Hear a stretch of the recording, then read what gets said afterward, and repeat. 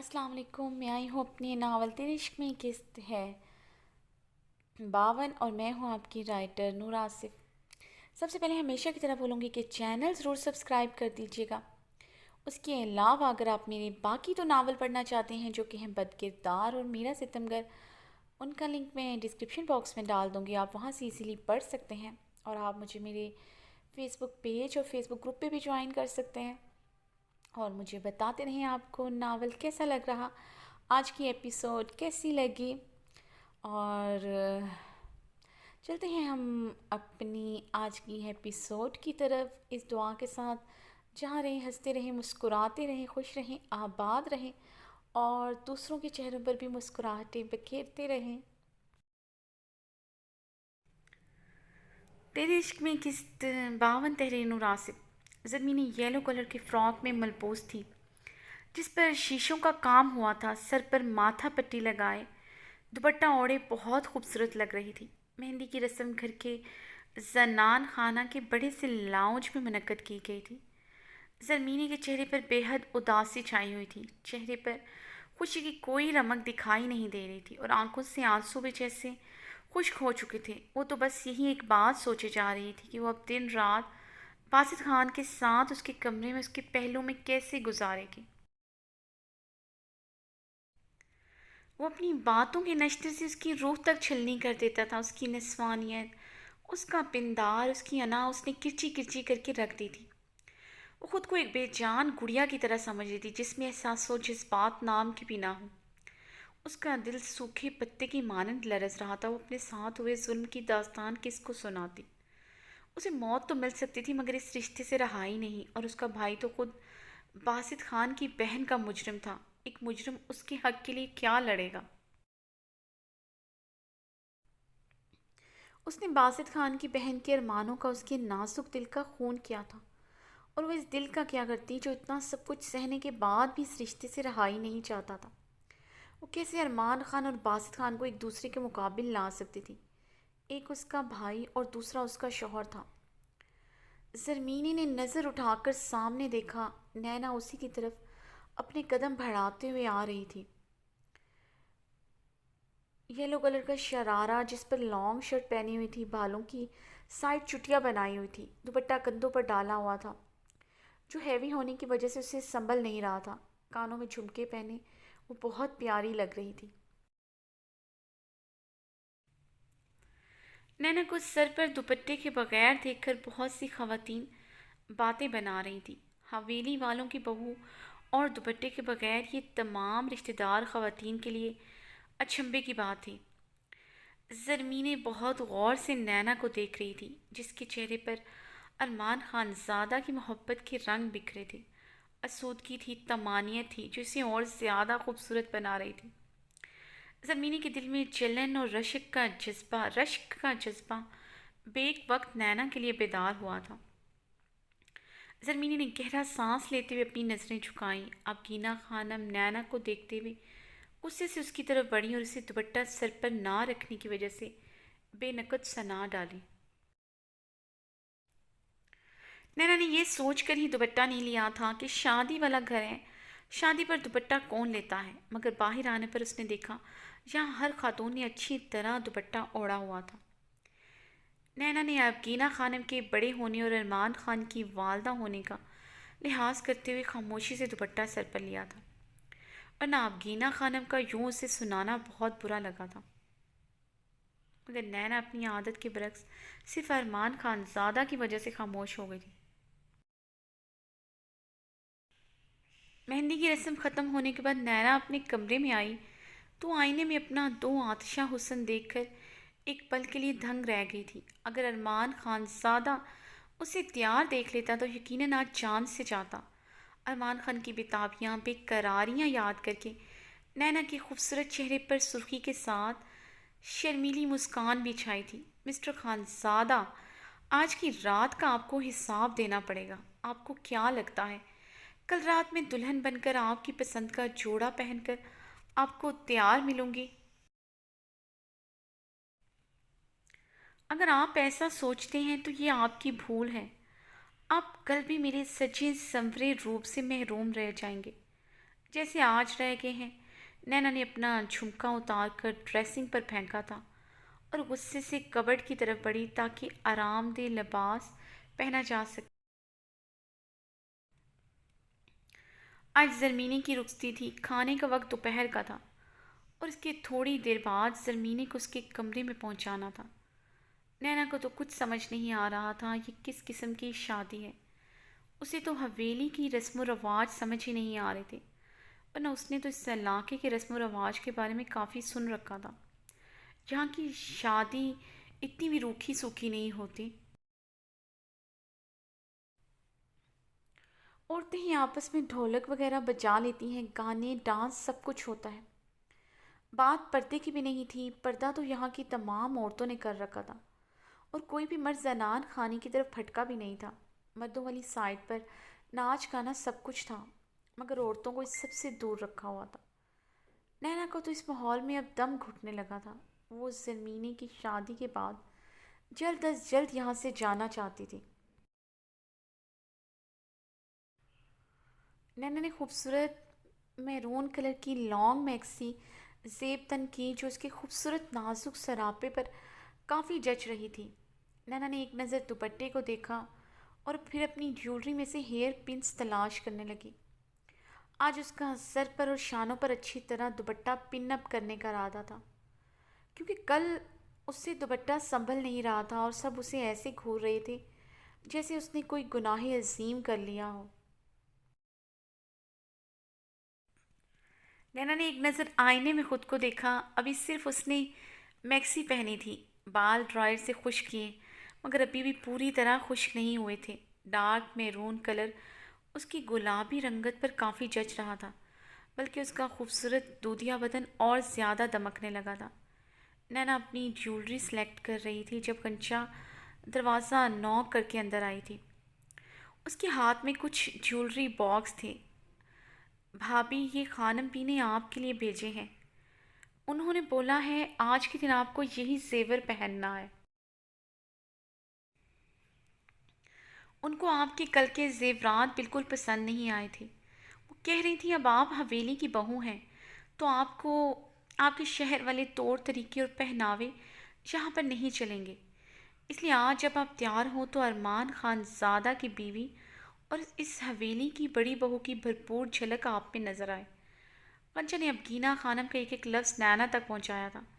نینا نے لب بھینچ کر غنچہ سے وہ جیولری باکسز لیے جس میں بہت ہیوی اور چوڑا سونے کا چوکر تھا،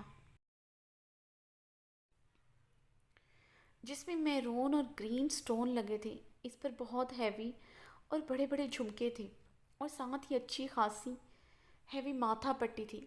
وہ نہ صرف دیکھنے میں بلکہ وزن میں بھی اچھی خاصی جیولری تھی۔ ساتھ ہی گولڈ کی مالا تھی جو ناف تک آتی تھی، 2 قیمتی بھاری کنگن اور 6 سونے کی چوڑیاں تھیں اور کچھ انگوٹھیاں تھیں جو بلا شبہ بہت خوبصورت تھیں۔ آج کل تو شاید ایسی جیولری ملتی بھی نہیں ہوگی۔ نینا تو اتنی ہیوی جیولری دیکھ کر ہی گھبرا اٹھی تھی۔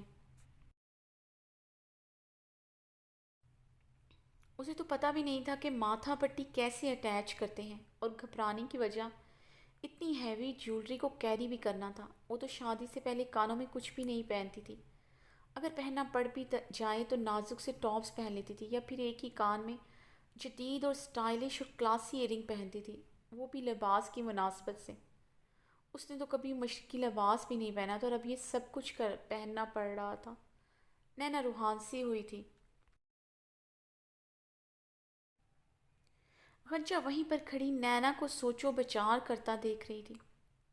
کیا ہوا بھابھی، پسند نہیں آیا کیا؟ یہ سب کچھ تو انہوں نے ارمان لالا کی دلہن ہیرا بیبی کے لیے رکھا ہوا تھا۔ ارمان لالا کی شادی آپ سے پہلے ہو گئی، اس لیے خانم بھی نے آپ کو یہ زیور دے دیا، ورنہ یہ سب کچھ تو ہیرا بیبی کو ملنا تھا۔ اور بھی ڈھیروں زیورات ہیں جو خانم بی کے پاس ہیں، وہ زمین باجی کی رخصتی کے بعد آپ میں اور ہیرا باجی میں سارے بانٹ دیں گی۔ غنچہ کی چلتی ہوئی زبان کو نینا کی گھوری نے روکا تھا۔ وہ یہ جیولری اور باقی ساری جیولری ہیرا کو ہی دے دیں، مجھے کچھ بھی نہیں چاہیے۔ مگر وہ ارمان خان زادہ ہیرا کو نہیں دے سکیں گی، اور آئندہ تم بھی اس طرح کی بکواس میرے سامنے مت کرنا۔ नैना गुस्से से ज्वेलरी बॉक्सेस बेड पर पटकते हुए बोली थी। कंचन नैना की बात पर हंस पड़ी जैसे नैना की मासूमियत पर हंसी हो। नैना के चेहरे पर यकलक गुस्से की सुर्खी छाई देखकर कंचा मनमनाई थी। वो भाभी, मुझे कोई बात याद आ गई थी। कंचा ने जल्दी से वजाहत पेश की। उसे नैना का उस दिन वाला जलाली रूप याद आया था जिसने राहीला खानम को उसकी औकात 2 मिनट में याद दिलाई थी। वो तो वैसे भी एक हवेली की गदना सी मुलाजमा थी। भाभी, आपने अभी मेकअप भी नहीं किया। आप तो अभी से इतनी हसीन लग रही हैं। अगर आप कहें तो मैं आपको तैयार कर दूं। मुझे बहुत अच्छा तैयार करना आता है। गंजा की बात पर नैना ने गंजा को एक नज़र देखा जो बेइंतहा चमकते हुए लिबास में मलबूस थी जिसमें कई कलर्स थे और उसी की मुनासबत से उसने अपनी आंखों पर ढेरों शेड्स लगा रखे थे और तेज़ कलर की लिपस्टिक होंठों पर सजा रखी थी। वो काफ़ी मज़हक्का खेज लग रही थी। हालांकि वो सिंपल अच्छी खासी शक्ल सूरत की मालिक थी। वो तो तुम्हें देखकर लग रहा है कि तुम्हें बहुत अच्छा तैयार होना आता है, मगर मैं खुद तैयार हो जाऊंगी। तुम अब जाओ, बस रिमल को मेरे कमरे में भेज दो। नैना अपनी बात ख़त्म करते हुए ज्वेलरी को एक बार फिर से देखने लगी। कंचा को यूं ही वहीं पर जमा देखकर नैना ने गुस्से से उसे घूरा तो वह गड़बड़ाते हुए वहाँ से चली गई। विमल ने अच्छी तरह नैना का दुपट्टा सेट करके उसे माथा पट्टी लगाई थी। फुल हैवी ज्वेलरी पहने बगैर मेकअप के ही नैना पर नज़र ठहराना मुश्किल हो रहा था। डार्क मैरून कलर में उसकी गोरी रंगत लश्कारे मार रही थी। भाभी, आप तो अभी से बहुत खूबसूरत लग रही हैं। आप पर ये ड्रेस और ज्वेलरी बहुत अच्छी लग रही है। अगर आप भाई की पसंद का जोड़ा पहन लेती तो बिल्कुल दुल्हन लगती। भाभी, आपको वो ड्रेस पहनना चाहिए था। वो ड्रेस सबसे ज़्यादा खूबसूरत था और भाई की पसंद का भी था। रिमल को नैना की ये बात बिल्कुल अच्छी नहीं लगी थी। उसने अरमान खानज़ादा की ख्वाहिश, उसकी पसंद पर अपनी पसंद और सहूलत को तरजीह दी थी और उसे ये भी पता था यकीनन अरमान लाला इस बात पर भाभी से खफा भी होंगे। क्यों, ये भी तो अच्छा है। नैना ने आईने में खुद के दो आदशा रूप को नज़र भर कर देखते हुए कहा। भाभी, आप तो कुछ भी पहन लें वो आप पर खिल उठता है। आप इस ड्रेस में भी दुल्हन से कम नहीं लग रही हैं। रिमल ने सच्चे दिल से नैना की तारीफ़ की तो नैना उसकी तारीफ़ों पर खिलखिला कर हंस पड़ी थी। तुम भी बहुत प्यारी लग रही हो रिमल। पता है तुम में और ज़रमीने में सबसे प्यारी क्या बात है?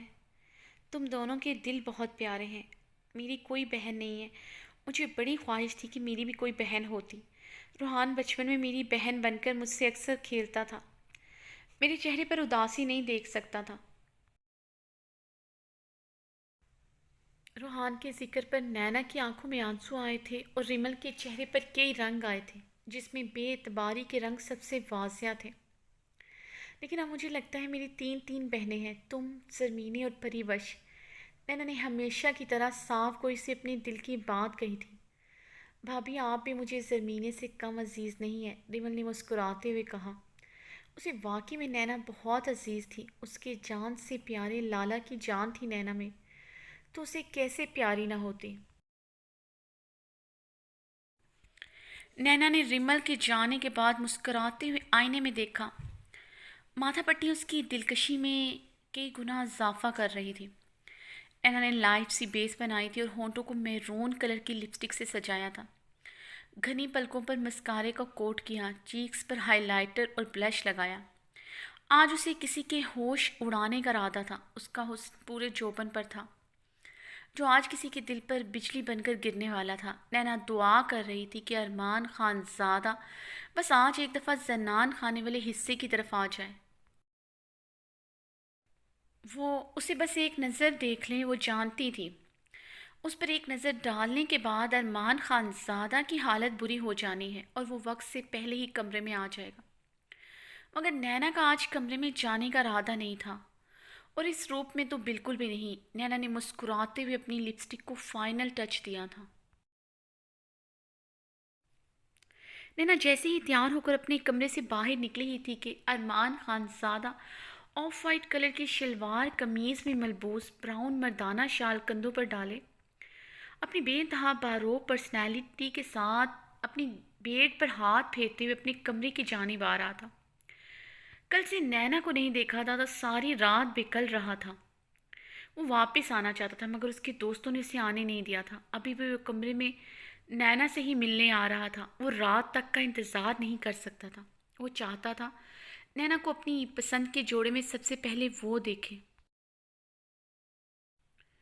غنچہ سے پوچھنے پر اسے پتہ چلا کہ نینا ابھی تک کمرے میں ہی ہے، اس لیے بے تابی اور اجلت بھرے انداز میں اپنے کمرے کی جانب بڑھ رہا تھا کہ نینا بری طرح ارمان سے آ ٹکرائی تھی۔ ارمان خان نے جلدی سے نینا کو اپنی باہوں میں بھرا۔ ہیزل گرے آنکھوں میں کاجل لگا دیکھ کر ارمان بے خود ہوا تھا۔ نینا کو یوں سجا سنورا دیکھ کر ارمان کی دل کی دھڑکنوں میں شور مچا تھا۔ نینا کے ہونٹوں پر گہرے رنگ کی لپسٹک دیکھ کر ارمان خان کو اپنے حلق میں کانٹے سے چبھتے ہوئے محسوس ہوئے۔ نینا غصے سے آنکھوں میں شرارے لیے ارمان خان کو دیکھ رہی تھی۔ نینا نے پوری قوت سے دونوں ہاتھوں سے ارمان کو خود سے دور دھکیلا تھا۔ ارمان خان جو بالکل ہی ہوش و خرچ سے بیگانہ دیوانوں کی طرح ایک ٹرانس کی کیفیت میں نینا کے خوبصورت چہرے پر نظریں جمائے ہوئے تھا، بری طرح لڑکھڑایا۔ کڑے تیوروں سے اس کی بدتمیزی پر گھورا تھا۔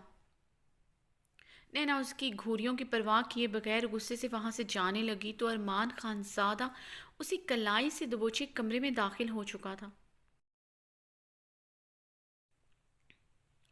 چھوڑے مجھے مسٹر خان، نینا کمرے میں آ کر بری طرح بھپڑتے ہوئے چلائی تھی۔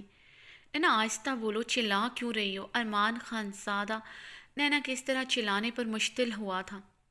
چھوڑے مجھے، نینا ارمان خان کے غصے سے بولتے اور ماتھے پر تیوریوں کا جال دیکھ کر خود پر قابو پاتے ہوئے اب کی بار آہستہ آواز میں بولی تھی۔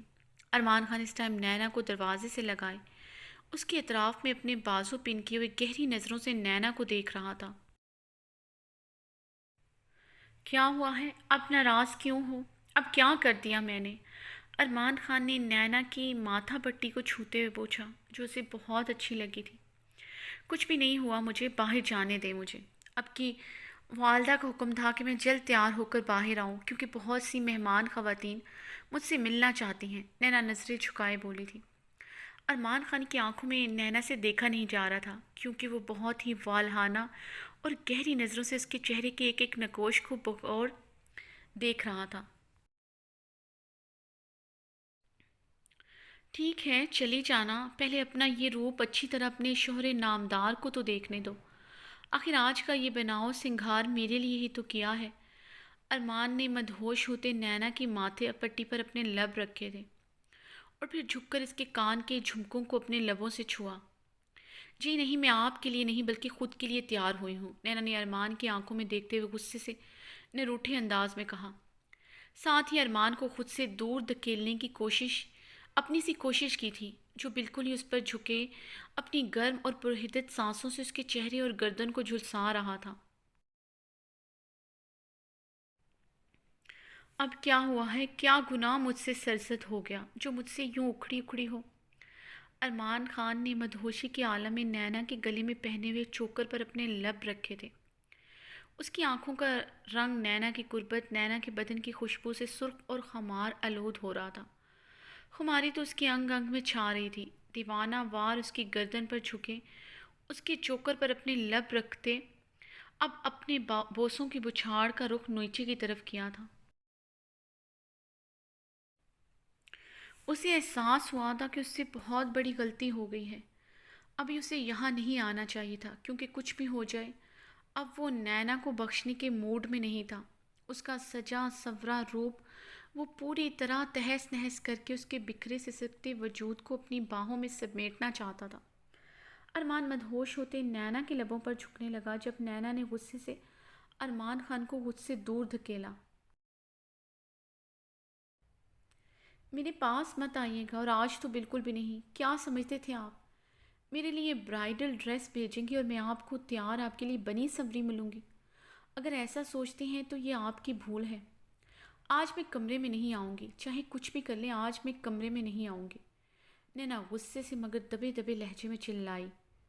ارمان خان نے اپنی خمار آلود اور الجھن بھری نگاہوں سے نینا کو دیکھا تھا۔ ارمان کی نظر اس کے چہرے سے ہوتی ہوئی اس کے سراپے پر پڑی تھی۔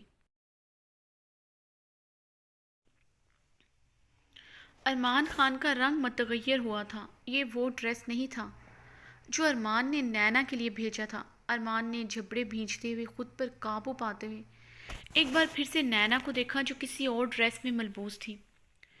بلا شبہ وہ اس ڈریس میں بھی خوبصورت لگ رہی تھی، بلکہ قیامت ڈھا رہی تھی، مگر یہ وہ ڈریس نہیں تھا جو ارمان خان زادہ نے بہت بڑے ڈیزائنر سے اسپیشل اس کے لیے لاکھوں کا بنوایا تھا۔ سب سے بڑھ کر ارمان خان زادہ کے بہت سے جذبات احساسات اس ڈریس کے ساتھ جڑے تھے۔ یہ تیسری دفعہ تھا جب نینا اس کے احساسات، اس کی خواہشات کا بری طرح قتل کر چکی تھی۔ اپنی شادی کی پہلی رات بھی وہ نینا کو سرخ ڈریس میں دیکھ کر پاگل ہوا تھا، اور نینا اس سے لڑ کر، اسے ہوس کا مارا کہہ کر، اس کے ارمانوں کا خون کر کے اسے خود سے دور کر چکی تھی۔ ریڈ ڈریس میں صفدر کی بہن کے نکاح سے واپسی پر بھی نینا پھر سے اسے خود سے دور کر کے اسی اذیت سے دوچار کر گئی تھی۔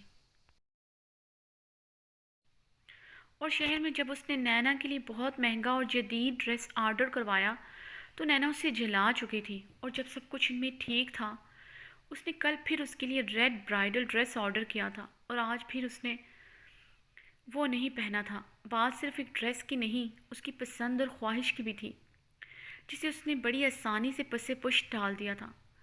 کل رات کتنی ہی دفعہ اس کی آنکھوں کے پردے پر اس ڈریس میں سجا سنورا سراپا لہرایا تھا۔ اس کی آنکھوں کے سامنے اس کی شبیہ آئی تھی۔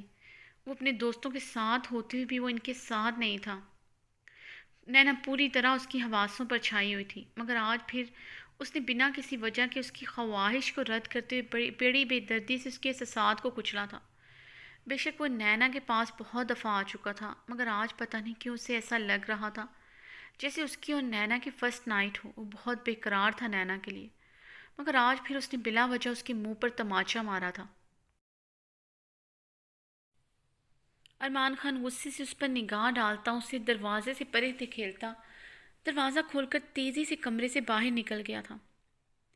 نینا ارمان خان کے یوں جانے پر کچھ پل حیرت زدہ گنگ سی کھڑی رہی۔